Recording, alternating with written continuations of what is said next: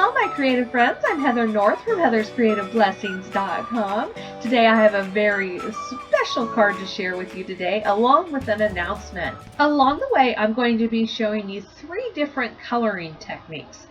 So what I'm starting with here is a stamp set called Wild Blooms from Catherine Pooler Designs. That's right, Catherine Pooler has come out with 2 new stamp sets, a new die, and it's all going to be available in her new online store. I've got more to share with you in just a minute, but let me share with you first what I'm doing on my card. This is Whisper White cardstock. I used my embossing buddy over the entire thing to remove any static, and now I am just stamping out this big bloom with some Versamark ink. It's really difficult to see, so I'm going to have to sprinkle my embossing powder. I'm going to be using white embossing powder over this and heat set it before I finish all of my stamping. Now back to the exciting stuff. Catherine Pooler is opening a new online store to sell previously released Stamp of Approval products individually, as well as some exclusive Catherine Pooler Designs products that you can only get in her store. Now this store is going to launch at the end of the summer, but for the next week, starting June 25th for Stamp Nation members, June 26th for everybody else, and running through July 1st, or while supplies last, she will have some of the items from her first 3 Stamp of Approval collections available for sale. So that means you can buy individual stamps and dies and stencils that you weren't able to pick up maybe the first time they sold out. And in addition to that, she's also got this stamp set you see me stamping out with here. I'm going to use another set that she is coming out with and a set of dies.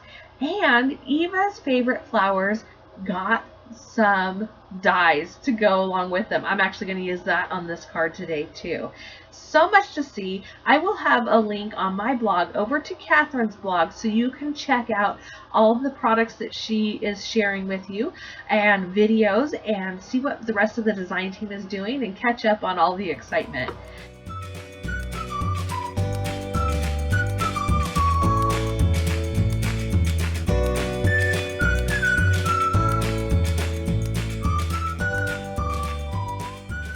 All of that embossing powder has been melted, and I'm going to do an emboss resist technique with some Wilted Violet Distress ink and a mini ink blending tool. I'm going to start in the center, which won't even be seen, and work my way out. This helps to avoid some of those stamping you can get with your sponge. Now you can go really light. As you can see, it's lighter on the outside edges, but I wanted it darker all the way around my paper, so I'm just going to go over it several times until I get it the shade, the deepness that I want. And as you can see, the embossed areas are resisting that ink. Once I'm happy with the color, I'm just going to take either a wet wipe or a tissue and wipe off any excess ink that's sitting on top of the embossing. I cannot tell you how much I love the way this looks. I really love this particular stamp. So now I'm going to do some water work, and I've got here some Bristol cardstock, and I die cut one of the journal tags. This was in a previous Stamp of Approval release, I believe Young at Heart, and it is going to be in the shop. And I'm just taking some Zig Clean Color Real Brush markers, and I'm swiping out some color. Then I'm going to just take some water in a squirt bottle, and I'm going to squirt that down and let the water move and set on its own. Actually, I take that back. I'm going to take my heat tool because I'm not being patient. And I'm going to heat it to try and dry it for you so I could do some more stamping. Ended up not even drying enough while I was doing the video. But you can just set this aside and let those colors blend together. Or you can do what I did here and heat set it. And then I wanted just a little more color in here, a little more variation as well. So I'm coming back in with these markers and just scribbling a little bit more. I'll squirt it another time, and then again I'll not be patient and I'll use my heat tool to dry it. You can see the water only got on half of it, so I had to come in and squirt with water on the right hand side.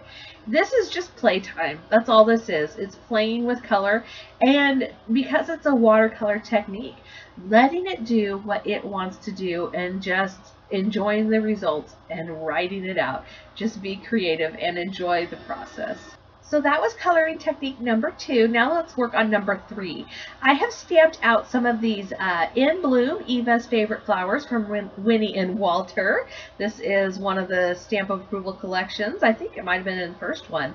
And I inked it with Versamark ink and then embossed it with white embossing powder again.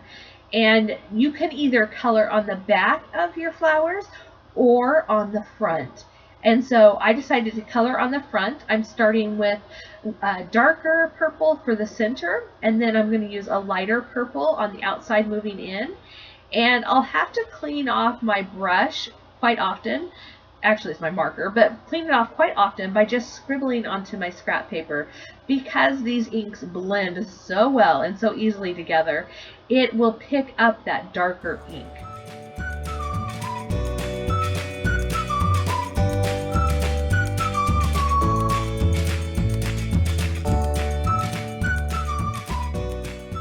I would suggest letting it dry longer than I did, but I just came right in with my baby wipe and took off some of the ink that was on top. And then I decided, I wonder how this would look if I just used the baby wipe to spread some color. So I did just that. I took my baby wipe, it is damp, and I spread it all around that flower. And what it does is it creates a halo when it gets cut out. It was really pretty. So now I'm going to move on to another flower, and I'm just going to continue experimenting and playing with coloring.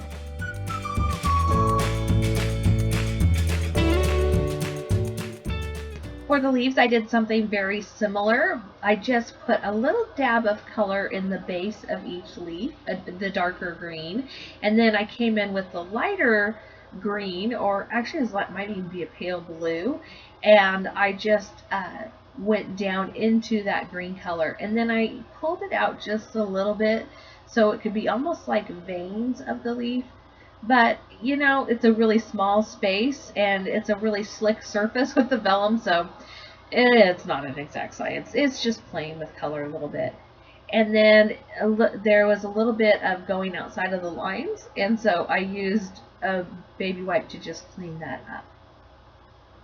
For this last flower I'm going to do on video, I just took the darkest color of purple I had used and I just filled in the spikes or the petals. Aren't they pretty little flowers and leaves? And so easy to color with the embossing powder.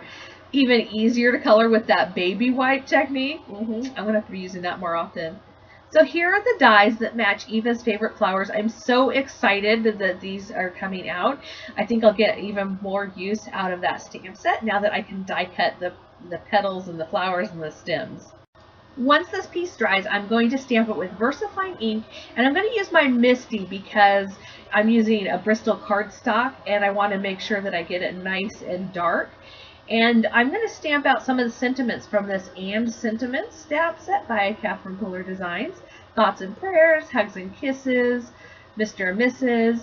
And here you can see the flowers that I did earlier in die cut. I just adhered them with a little bit of vellum. And for the little bloom in the very center, that's actually Melon Mambo embossing powder instead of white. Oh, there we go. They're micro glue dots. That's what I used. And you can't see them. With the coloring and the embossing, they really don't show. So that's my card, having fun playing with some of these new products in my stamp room. I will have a complete supply list and pictures over on my blog, as well as a link to Catherine if you want to go visit her. Thank you so much for joining me today. If you like my video, please give me a thumbs up and consider subscribing to my YouTube channel to see more goodness from me. I'll see you next time. Bye.